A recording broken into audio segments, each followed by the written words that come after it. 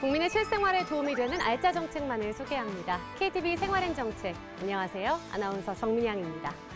일하면서 아이 키우기 행복한 환경은 결혼과 출산을 앞둔 분들의 최대 관심사가 아닐까 합니다.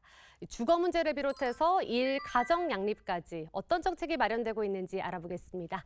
KTV 생활엔 정책 꿀팁 요정이죠. 정들레 리포터 반갑습니다. 네, 여러분 안녕하세요. 결혼, 출산, 육아까지 아직 시작도 안 했지만 관심이 너무 많은 정들레입니다. 자, 오늘도 제가 여러분들 대신해서 그 관심이 많은 부분 콕콕 제가 잘 찝어서 질문 드리도록 할게요. 네, 좋습니다. 자, 오늘도 쉽고 재미있게 정책을 소개해 주실 전문가 두 분 함께 모셨습니다. 안녕하세요. 안녕하세요. 국무총리 산하 국가정책연구기관 육아정책연구소 연구위원 김나영입니다. 그야말로 국가적 위기입니다. 저출생을 극복하기 위해서 지난 6월 19일 저출산 고령사회위원회에서는 저출생 추세 반전을 위한 대책을 발표하였습니다. 들여다보면 굉장히 많은 정책이 있는데요. 오늘은 그중에서 일가정 양립과 주거 관련한 정책을 공유하도록 하겠습니다. 안녕하세요. 가천대학교 사회복지학과 교수 유지원입니다. 집, 그리고 커리어랑 육아까지 알짜 최신 정보들을 알기 쉽게 쏙쏙 설명해 드리도록 하겠습니다. 네, 이 결혼과 또 출산은 비례하지 않을까 싶은데요. 이 결혼을 앞둔 분들의 가장 큰 고민은 바로 주거라고 합니다. 그래서인지 이 신혼부부를 위한 특별 공급 물량을 높일 예정이라고 하는데 정말인가요? 네, 그렇습니다. 주거 관련해서는 사실 우리가 일상생활을 영위해 나감에 있어서 가장 비용을 많이 차지하고 그리고 걱정이 많이 되는 부분이죠. 그래서 정부에서는 이 부분에 대해서 좀 지원을 강화하고자 앞에서 말씀드린 대로 핵심 세 가지 분야 중에서 주거를 선정을 하였고 집 걱정 없이 결혼과 출산을 할 수 있는 여건을 조성하겠다라고 밝히고요. 그리고 신혼부부에 대해서는 이제 주택 공급을 확대하기 위해서 신혼부부 특별 공급 물량 비중을 확대하기로 하였습니다. 그래서 85제곱미터 이하 민간 분양에 있어서도 이 공급 물량을 확대하기로 하였는데요. 기존 18%에서 그 비중을 23%로 상향 조정하기로 하였습니다. 또 아울러서 분양주택 청약 요건도 완화를 하고자 하였는데요. 신혼부부 특별 공급 시에 그 청약 신청자 본인의 결혼 전 청약 당첨 이력을 배제함으로써 청약 이용의 기회를 더 확대시키고자 제안을 하였습니다. 그리고 또 한 가지는 또 신혼 부부의 특별 공급 시에 입주자 모집 공고 이전 기간에 대해서 사실 무주택 조건이 있었습니다. 근데 이제 이 조건을 입주 공고 기간 내로 축소를 시켜서 그 공고 무주택에 대한 그 기준을 완화를 시키는 것을 포함하였습니다. 가능하면 이 신혼부부에게 내 집 마련 기회를 주려고 그렇습니다. 정부에서 노력을 하는 모습이네요. 네, 맞습니다. 네. 네. 젊은 세대가 결혼과 임신을 미루는 이유 중에 하나로 늘 꼽히는 것이 바로 비싼 집값입니다. 내 집만 있어도 살아가는 사람과 결혼해서 아이 낳을 계획 세우는 게 훨씬 나아질 거라고 말하는데요. 아이 낳고 살 집 때문에 고민이라는 부부의 이야기를 영상으로 만나보시죠.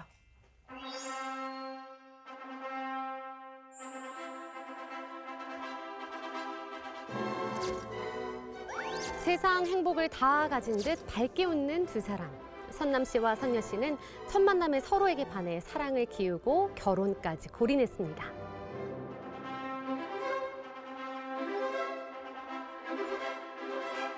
자기야, 내가 평생 행복하게 해줄게. 우리 애기는 천천히 갖자. 신혼 좀 제대로 즐기고 말이야. 좋아. 난 자기가 좋으면 나도 좋아. 사랑해. 나도 사랑해. 어린 나이라 준비는 부족했지만 행복한 신혼은 사랑 하나면 충분했죠. 그렇게 시간이 흘러 2년이 지난 어느 날. 자기야, 잠깐만 앉아봐. 나 할 얘기 있어. 아까 주인 아줌마한테 전화 왔었는데. 자기야. 내 얘기부터. 진짜 중요한 얘기란 말이야. 아, 뭔데? 자기 또 뭐 갖고 싶은 거 생겼어? 아니, 자긴 내가 뭐 맨날 할 말 있다 그러면 그러더라. 이번엔 진짜 스페셜한 소식이라고. 그래, 뭐 자기 먼저 얘기해봐. 얘기하지 말아버릴까 보다. 자기 아빠 된다는 소식. 아빠 될까? 아빠? 자기 임신했어? 그래. 이 안에 아기가 찾아왔다고. 자기 고마워. 아니 조심해야 돼. 자기야, 우리 애기 태명 뭘로 할까? 뭐 고민해보자. 좋은 이름으로 지어줘야지. 행복해하는 선녀 씨의 표정과는 달리 뭔가 불편해 보이는 선남 씨. 설마 아이가 반갑지 않은 걸까요? 네, 알죠. 네. 근데 아직 저희가 결정을 못했어요. 집주인에게 온 전화입니다. 계약을 연장하려면 월세를 더 내라는 통보인데요. 월세를 올려달라냐.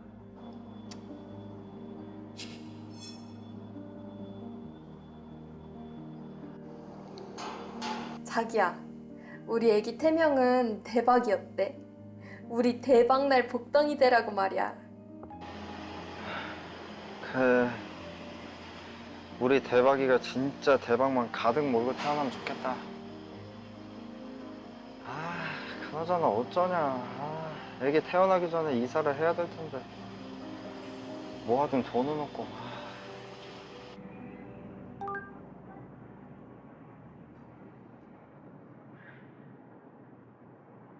우와, 집을 어쩜 이렇게 예쁘게 꾸며놨대? 우와, 자기야, 진짜 이쁘지? 이쁘네. 두 사람 드디어 이사하는 건가요? 집이 아주 넓고 좋아 보이는 게 우와, 선녀 씨 마음에도 쏙 드나 봅니다. 진짜 예쁘다. 어떻게 이렇게 꾸며놨지?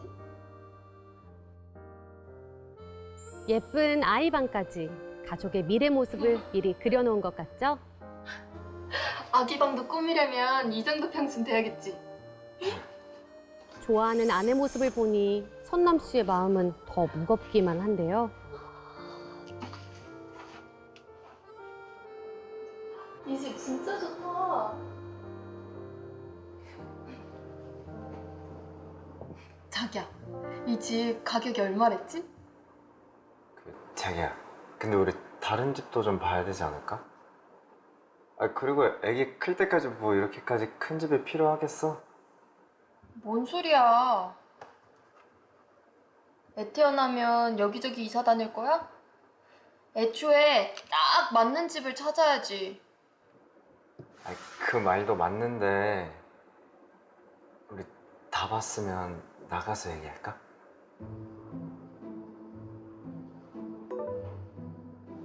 남편의 미지근한 반응에 금세 토라진 선녀 씨. 결국 쌓인 화가 폭발하고 맙니다.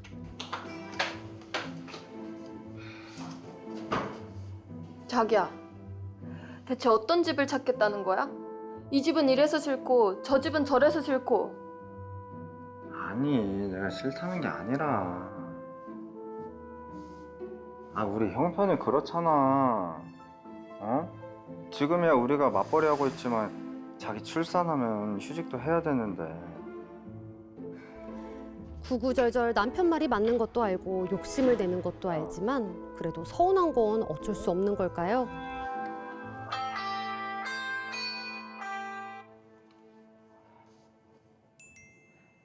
언니.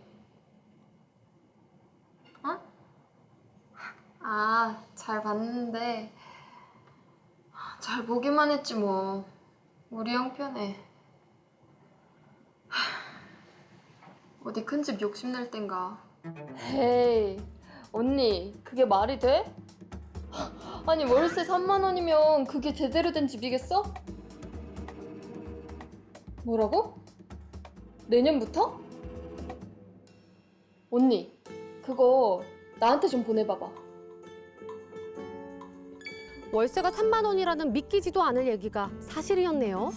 한 지자체의 저출생 대책이라는데 선남 선녀 부부에겐 정말 반가운 소식입니다. 자기야. 이거 봐봐.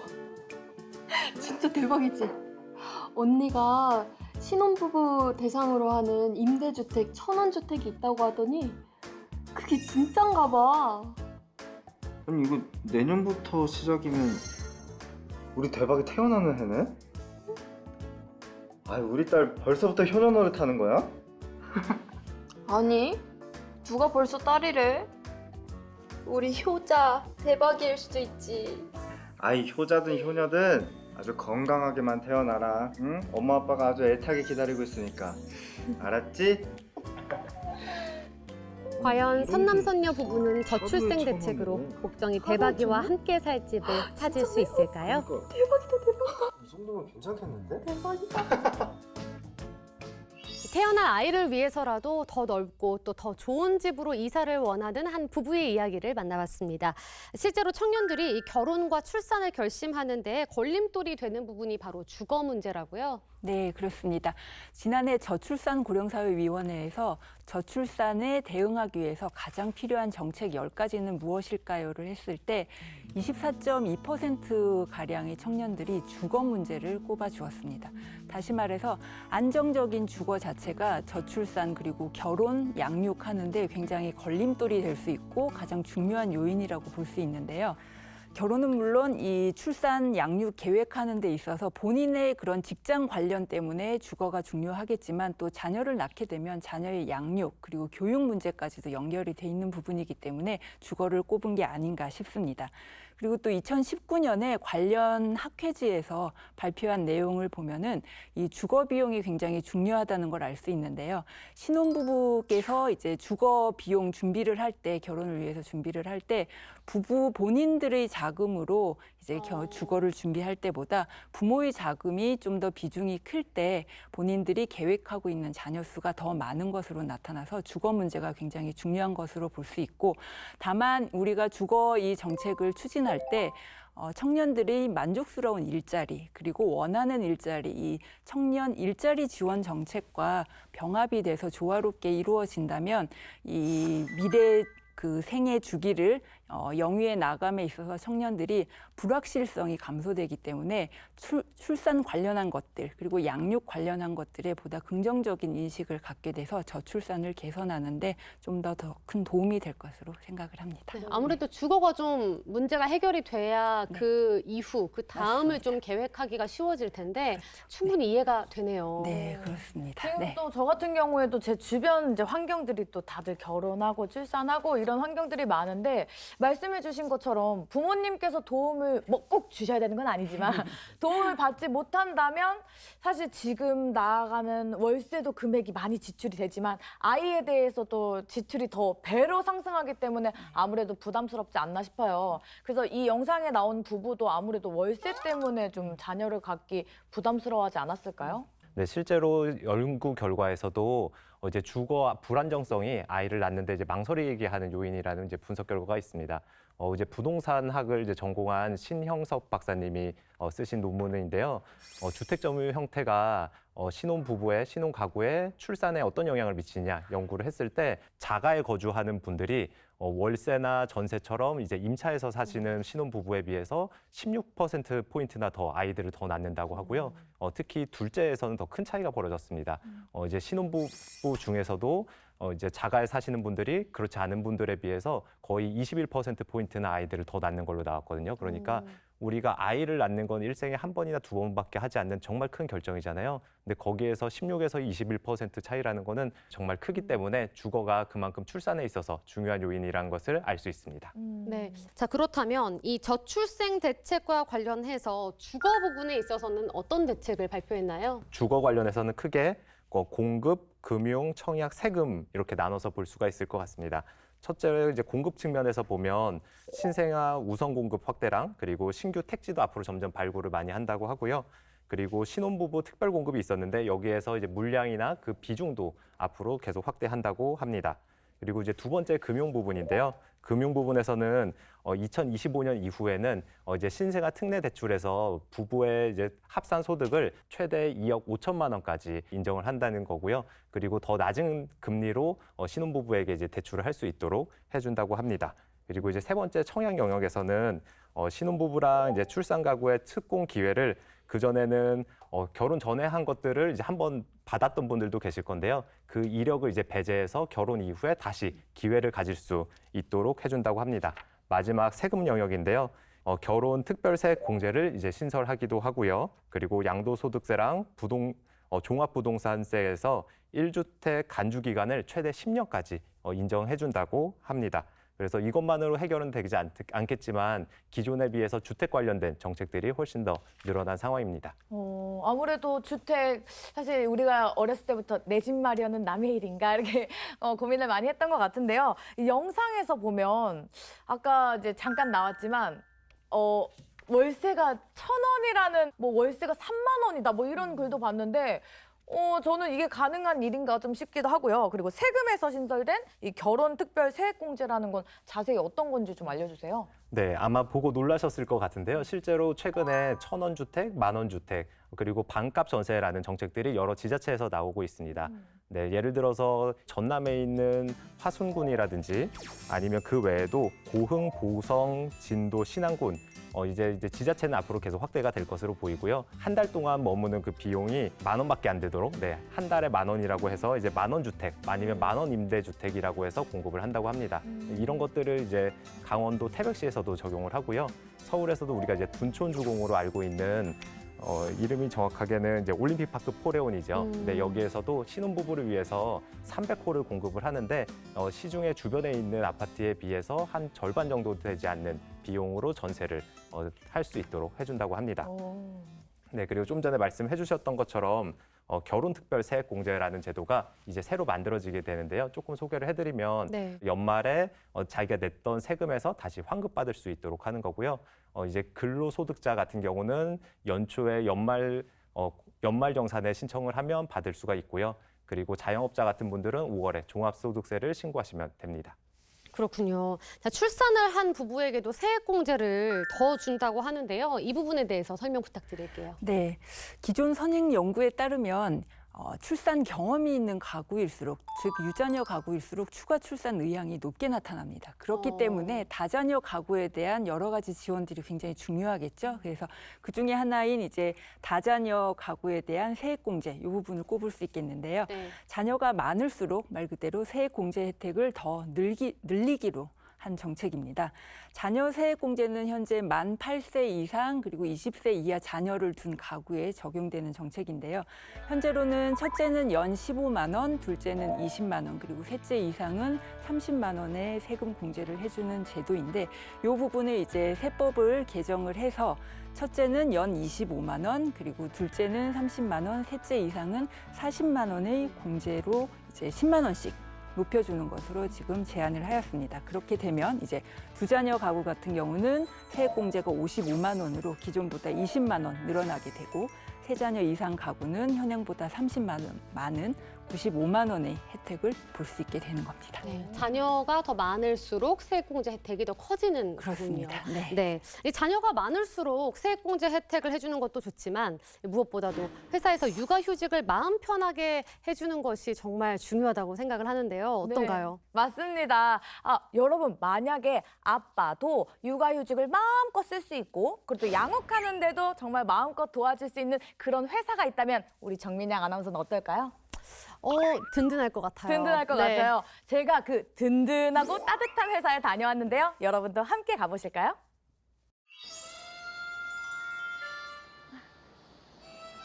여러분 안녕하세요. 저 어때요? 저 오늘 면접 보러 왔어요. 아니 제가 오늘 면접을 보러 온 이유는요. 뭐 취업을 하기 위해서 그런 건 아니고요. 요즘같이 저출생 시대에 직원복지가 어마어마한 회사가 있다고 해서 제가 확인하러 와봤거든요.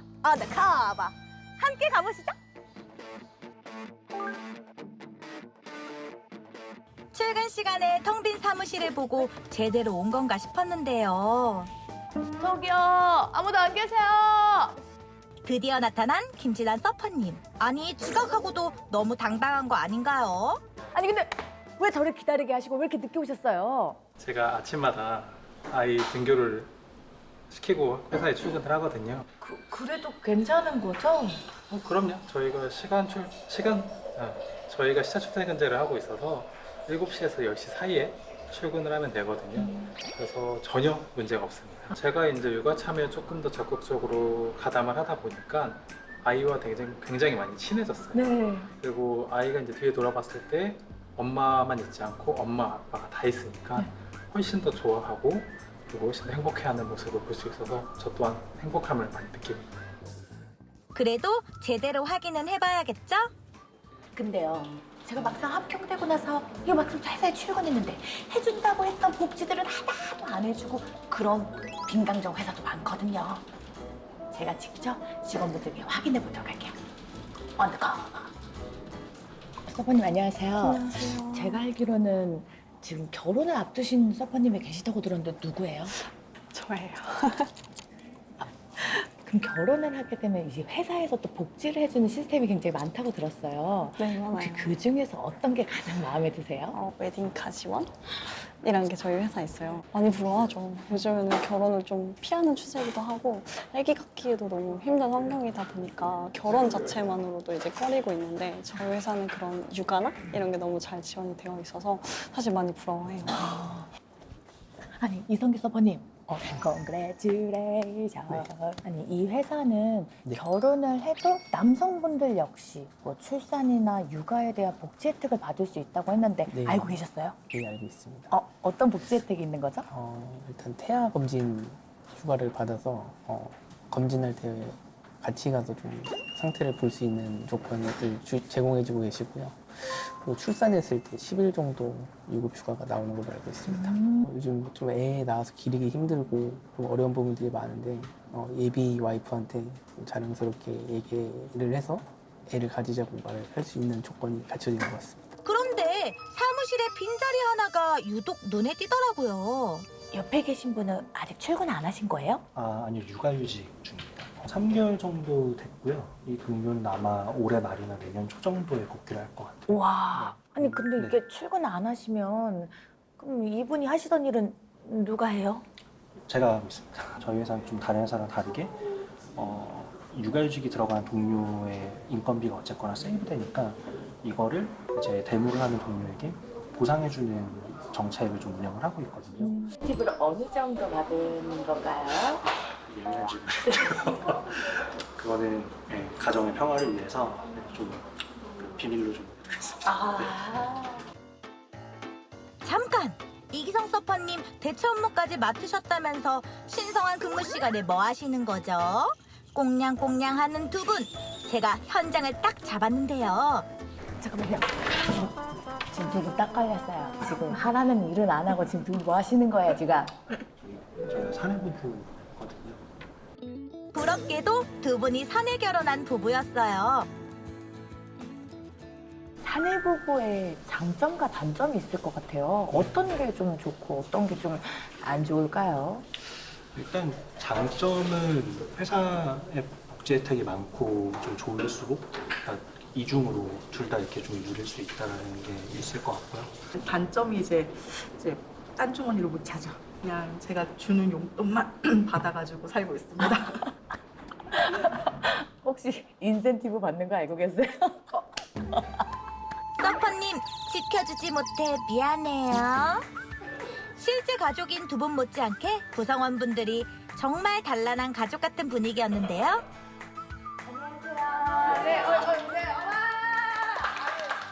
결혼과 출산 그리고 육아까지 이 회사에서 정말 적극적으로 지원해준다는 그런 따뜻한 얘기를 들었어요. 아니 왜 이렇게 적극적으로 지원해주시는 거예요? 결혼도 많이 하시고 또 아이도 가지고 행복한 가정을 꾸리면 그 회사에 더 집중해서 일도 할 수 있고 회사도 더 오래 다니거든요. 그래서 결국은 다 그런 제도들이 회사에 도움이 되니까 하는 겁니다. 실제로 우리 회사의 복지 중에 이런 것들이 제일 마음에 든다 하시는 거 어떤 게 있을까요? 점심시간 포함해서 9시간을 채우면 바로 이제 자유롭게 퇴근하는 그런 자유출퇴근제를 시행을 하고 있습니다. 안심잠을 충분히 자고 이제 활기찬 상태로 회사에 출근을 할 수가 있습니다. 어렸을 때는 사실 제가 이 회사에 있지 않았기 때문에 애들 보는 시간도 적었고 네. 도움도 좀 덜 됐어요. 와이프가 그래서 힘들어했었고 근데 만약 지금 한 명을 더 낳는다면은 제가 그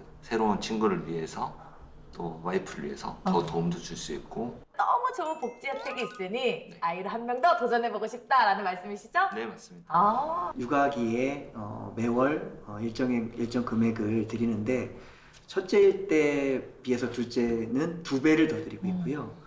셋째를 낳으면 둘째 대비해서 또 2배를 더 드립니다. 그럼 넷째 낳으면은 또 2배로. 다섯째도 또 2배로. 제가 알기로 또 회사에서 더 좋은 아빠가 되기 위해서 지원하는 이런 지원 정책도 있다고 들었어요. 아빠들이 함께하는 소모임을 운영을 하고 있습니다. 그래서 한 달에 한 번 아빠들이 모여서 서로 육아에 대한 정보도 공유하고 서로의 고민도 이야기 나누고 육아 네트워크와 아빠 육아 역량 향상을 위해서 모임을 추진하고 있습니다. 이런 지원과 기업 문화 덕분에 경기도 가족 친화 기업으로도 인증받았답니다. 우리 대표님께서는 어떻게 해서 이제 가족 친화 인증 기업에 도전하게 되셨나요? 회사가 규모가 작기 때문에 좋은 인재를 채용하기가 어렵거든요. 결혼과 출산, 육아를 잘 지원해주는 회사가 돼야지만 좋은 인력을 확보할 수 있어서 자연스럽게 그렇게 워라벨에서 일가정 양립으로 좀 진화를 한 케이스라고 보시면 되겠습니다. 회사에는 어떤 변화들이 있었을까요? 우선 결혼하는 부부들이 많아졌고요. 직원들이 많아졌고 결혼하신 이후에 퇴사하시는 분들은 거의 없어요. 그래서 퇴사율도 줄고 그래서 회사가 안정적으로 운영되는 데 큰 도움이 됩니다. 좋은 인재와 오래도록 함께하기 위한 더 좋은 기업 문화. 이게 바로 저출생 시대의 지혜로운 해법 아닐까요? 그래서 오늘 면접 소감은요? 아니 제가 이 회사의 면접을 보고 취업할 게 아니라 이 회사에 다니고 있는 신랑감을 찾는 게 어떨까 싶어요. 출산부터 양육까지 함께하는 이 따뜻한 회사에 일하고 있는 어디 멋있고 잘생기고 괜찮은 제 신랑감 없나요? 팀장님 구해주세요. 와, 이 회사 복지가 정말 끝내주는 것 같은데요. 네. 이렇게 또 육아랑 출산에 더 진심인 기업들이 많아졌으면 좋겠다 이런 생각을 해봅니다. 둘레 씨는 직접 가서 보고 오셨는데요. 직원분들의 만족도가 어떤가요? 이게 실제로 뭐 누군가 이렇게 약간 시켜서 좋은 말을 하는 게 아니라 그냥 자발적으로 너무 기분이 좋아서 저희 회사 너무 좋아요 하기는 전 정말 쉽지 않다고 생각하거든요. 근데 다들 너무 만족하고 제가 직원분들께 혹시 어떤 복지가 더 생겼으면 좋겠냐 하니까 다들 지금도 너무 만족하는데 이렇게 얘기를 해주시는 거예요. 그래서 저는 사장님이 지켜보는 줄 알았는데 아니더라고요. 진심이었습니다. 네. 아, 그렇군요. 아무래도 본인들이 이 직원분들의 만족도가 굉장히 높으니까 뭐 일의 생산성도 또 높아질 것 그렇습니다. 같고요. 네, 그렇죠? 그리고 무엇보다도 이직률이 굉장히 낮아지기 때문에 자녀 계획도 굉장히 긍정적으로 하게 되고 그리고 복직을 했을 때 자기가 돌아갈 수 있는 자리가 있다는 게 그 부모들에게는 굉장히 큰 메리트이기 때문에 이런 회사들이 앞으로는 더 많아져야 되겠습니다. 네, 그러면 좋겠네요. 맞아요. 이런 회사 너무 좋죠. 아니 저는 일단 이 환경도 너무 좋았지만 보통 이제 일을 하시는 뭐 남성분들보다 여성분들이 경력 단절에 대해서 정말 막 두렵잖아요. 생각만 해도 내가 아이를 낳아도 아이를 잘 키울 수 있을까도 맞지만 복직을 해서 내가 다시 일을 할 수 있을까라는 그게 걱정을 많이 중요하죠. 하는데 네. 이 회사는 그런 걱정을 할 필요가 없었습니다. 아, 그렇군요. 자, 영상으로 만나본 기업이 가족 친화 인증 기업이라고 합니다. 가족 친화 인증 기업이란 어떤 곳인가요? 네, 그럴 줄 알았습니다. 가족 친화 인증 기업. 네. 가족 친화 인증이란 가족 친화 사회 환경의 조성 촉진에 관한 법률에 근거해서 가족 친화 제도를 모범적으로 운영하고 있는 기업이나 기관에 심사를 통해서 여성가족부에서 인증을 부여하는 제도입니다. 가족 친화 인증을 사실 더 많은 기업이, 더 많은 기관이 이제 받을 수 있도록 정부는 가족 친화 지원 사업을 이행을 하고 있습니다. 이것은 다양한 일가정 양립 제도에 대해서 컨설팅을 하고 교육 운영을 어떻게 할지에 대해서 이제 상담을 해주는 제도인데요. 이 제도를 통해서 근로자가 일과 가정의 생활을 조화롭게 병행해 나갈 수 있도록 지원하는 사업입니다. 그래서 여성가족부에서는 말씀드린 대로 이제 인증을 부여하고 인증 마크를 부여하고 있고 그리고 가족 친화 우수 기업을 선정을 해서 표창을 하고 있습니다. 그리고 여성가족부 산하의 이제 기관인 한국건강가정진흥원에서는 아까 말씀드린 이런 컨설팅이나 직장 교육 교육을 하고 있는데 이 두 가지가 다 모두 무료입니다. 그래서 참고를 하셔서 이 건강가정진흥원이나 이제 관련 기관들을 통해서 신청을 하셔서 받아보시면 굉장히 도움이 많이 되겠습니다. 네, 좋습니다. 자, 무엇보다 요즘에 일과 이 삶의 균형, 워라밸을 너무나도 중요시 하잖아요. 자, 그래서 일도 잘하고 또 가정도 잘 돌볼 수 있도록 정부에서는 또 어떤 대책들을 마련하고 있을까요? 네, 가족치나 기업 인증 외에도 출산과 그리고 임신하는 데 있어서 지원들을 하고 있는데요. 임신기 근로시간 단축이라는 제도가 있는데 임신 초기인 12주 이내 그리고 기존에는 36주 차 이후에 이것들을 쓸 수가 있었는데 그 기간을 36주 차 이후에서 32주 차 이내로 한 달 정도를 앞당겨서 더 길게 쓸 수 있게 해줬고요. 그리고 이제 고위험 임신 질환을 갖고 있는 경우에 의사에게 진단을 받으면 임신 전체 기간에도 임신기 육아 시간 단축을 쓸 수가 있습니다. 네, 그거 말고도요. 이제 배우자가 이제 출산을 하게 되면 그 남편이 이제 배우자 출산 휴가를 쓸 수가 있는데요. 그 전까지는 이제 10일 동안 쓸 수 있었던 것들을 이제 앞으로 20일 동안 쓸 수 있도록 더 확대를 했고요. 그리고 한 번에 다 그 기간을 썼어야 됐는데 이제는 3회에 걸쳐서 나눠서 쓸 수 있도록 해주기도 했습니다. 그리고 우리가 이제 육아를 할 때 있어서도 지원이 되게 많이 필요한데요. 관련된 지원 제도로 육아기 근로시간 단축 제도에 대해서 좀 더 소개를 해드리면요. 이제 아이들을 낳고 키울 때 이제 하루에 6시간 정도씩 이제 짧게 근무할 수 있도록 하는 제도인데요. 그 전까지는 아이가 만 8세, 그래서 초등학교 2학년 때까지만 쓸 수가 있었는데 이거를 초등학교 6학년, 12세까지 쓸 수 있도록 기간을 36개월로 더 확대를 해주기도 했고요. 그리고 일을 하다 보면 유연근무 확산을 위한 모델도 많이 필요한데 그것들도 이제 개발도 하고요. 기업에 대한 컨설팅도 제공하고 월 30만 원씩 장려금까지 지원해주는 제도가 있다고 합니다.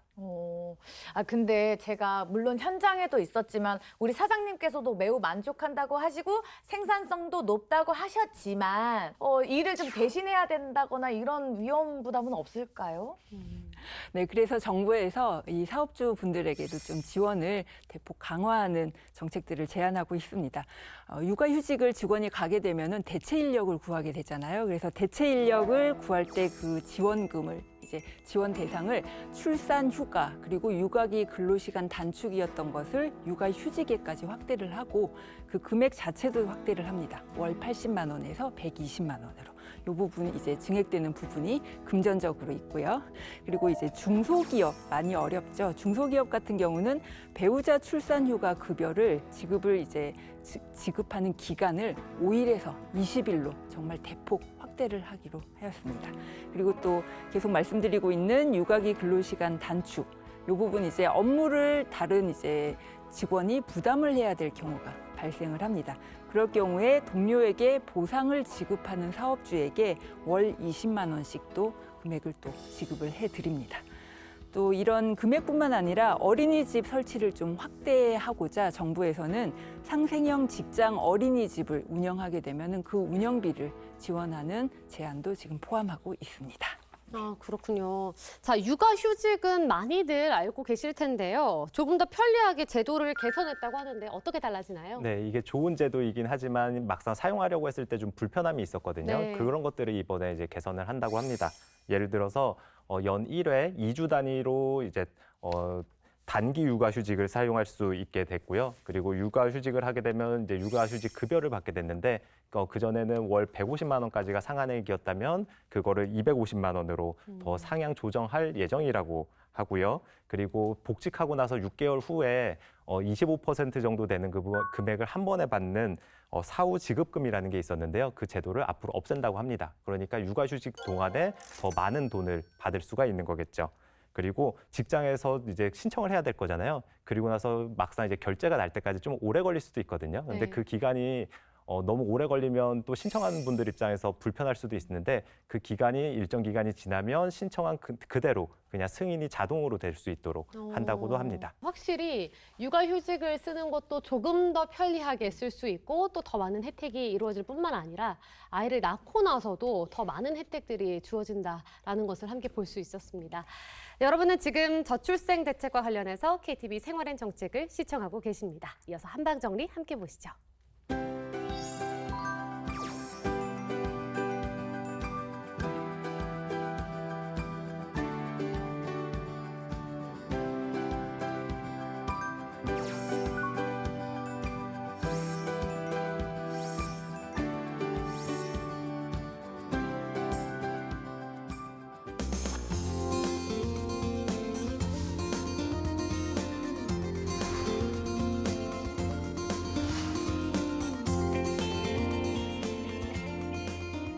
이어서 시청자 여러분의 궁금증을 풀어드리는 시간입니다. 저출생 대책과 관련해서 궁금한 질문이나 내용을 보내주셨는데요. 첫 번째 질문입니다.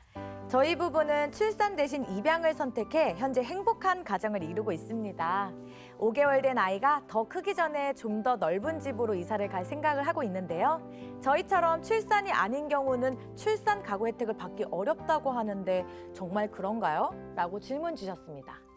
네, 걱정 안 하셔도 될 것 같습니다. 네, 당연히 임신만큼 축하할 일들이 입양이라고 할 수 있기 때문에 이런 제도에서 입양도 차별받지 않고 제도를 이용하실 수 있는데요. 아이가 태어나거나 아니면 아이를 입양하고 나서 그 아이가 2년까지, 그러니까 작은 아이들이죠. 그 아이들이 태어난 2년까지는 이제 신혼부부 특공이라든지 이런 것들을 모두 다 신청할 수 있습니다.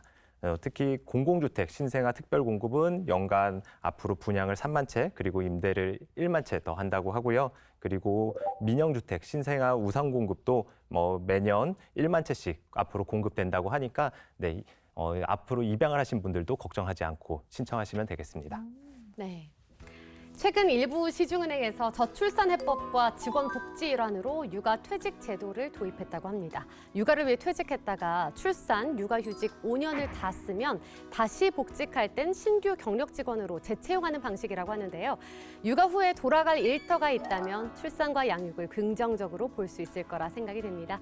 네, 오늘 전문가 두 분 함께해 주셨는데요. KTV 생활의 정책을 시청하고 계신 분들께 당부하고 싶은 말씀이 있다면 한 말씀 부탁드리겠습니다. 네, 아마 커리어를 위해서 임신하고 출산하고 아이들을 낳아서 키우는 것들을 망설이거나 하신 분들도 있을 것 같은데요. 오늘 여러 가지 소개해드린 일가정 양립 정책들이 탄탄해지기도 하고 그리고 편리해지기도 했습니다. 저랑 제 아내 또한 이런 정책들을 이용해서 아이 둘을 키우면서 일을 하고 있는 케이스이기도 하고요. 그러니까 앞으로든 여러분들이 이런 일가정 양립 정책들을 믿고 자신의 일과 그리고 행복한 가정 모두 두 가지를 성공적으로 이루어 가시기를 바라겠습니다. 지금 이런 위기를 맞이해서 여러 가지 관련된 정책들이 많이 쏟아져 나오고 있습니다. 정책 수요자이신 시청자분들께서는 꼼꼼하게 이 정책들 확인을 해보시고 정부에서 제공하는 다양한 정책들을 기반으로 해서 우리가 소위 말하는 독박 육아라는 굉장히 부정적인 단어들을 사용했었는데 이젠 기업과 개인, 정부가 같이 나아감으로써 해볼 만한 즐거운, 가치 있는 육아로 거듭날 수 있었으면 좋겠습니다. 아울러 마지막으로 대한민국 정책 브리핑이라는 온라인 또 사이트도 있습니다. 이런 여러 가지 정보 채널을 통해서 정책들을 계속해서 확인하셔서 정책의 활용도를 높여가셨으면 좋겠습니다. 네, 정들레 리포터는 오늘 어떠셨나요? 저는 우리가 딱 조금씩 변화하는 시대에 맞춰서 거기에 적응해 나가고 있고 그 정책들을 활용하고 있는데 아무래도 이런 좋은 정책들을 계속 만나려고 제가 결혼, 출산, 육아를 미뤄왔지 않았나 싶어요. 앞으로도 이런 좋은 정책들 여러분들 꼭 배우시고 그리고 활용하시기 바랍니다. 네, 좋습니다. 오늘 귀한 시간 내주셔서 고맙습니다. 다음 주에도 국민 여러분께 더 많은 도움이 되는 KTV 생활엔 정책으로 찾아뵙도록 하겠습니다. 시청해주신 여러분 고맙습니다.